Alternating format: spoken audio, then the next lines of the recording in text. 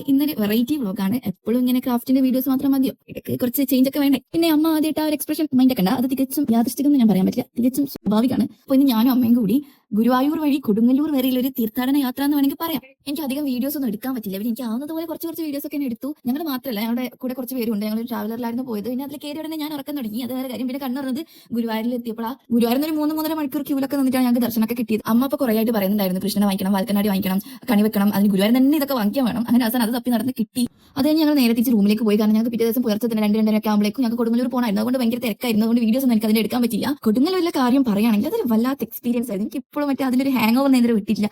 അമ്മാതിരി ആളായിരുന്നു. ഒന്ന് നിൽക്കാൻ പോയിട്ട് ശ്വാസം എടുക്കാൻ പോലുള്ള സ്ഥലം എനിക്കുണ്ടായില്ല. എന്നിട്ട് ആ ഗ്യാപ്പിൽ ഞാൻ ഇത്രയും കുറച്ച് വീഡിയോസ് എനിക്ക് ഞാൻ എങ്ങനെയൊക്കെ എടുത്തു നിങ്ങൾക്ക് കാണിച്ചു തരാൻ വേണ്ടി മാത്രം. അവിടെ എന്തൊക്കെയോ ഞാൻ കണ്ടതെന്ന് എനിക്ക് ഇപ്പോഴും സത്യം പറഞ്ഞ ഓർമ്മയില്ല. കുറെ കോമരങ്ങൾ, അടി, വെട്ട്, കുത്ത്, വാള്, അയ്യോ എനിക്കറിയില്ല ഇപ്പൊ എങ്ങനെയാ പറയേണ്ടതെന്ന്.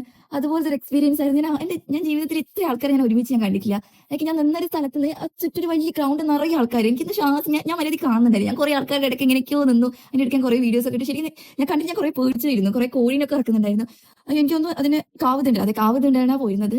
ഭയങ്കര ഒരു എക്സ്പീരിയൻസ് സത്യം പറഞ്ഞത്. അപ്പൊ എനിക്ക് ഇത്ര വീഡിയോസ് എടുക്കാൻ പറ്റിയിട്ടുള്ളൂ. ഇത് തന്നെ ഞാൻ എങ്ങനെയൊക്കെയോ കഷ്ടപ്പെട്ട് എടുത്തതാണ്. നിങ്ങൾക്ക് ഇഷ്ടപ്പെട്ടെന്ന് വിചാരിക്കുന്നു. ഇഷ്ടപ്പെട്ട ലൈക്ക് ചെയ്യുക. അപ്പൊ അത്രയുള്ളൂ. ബൈ.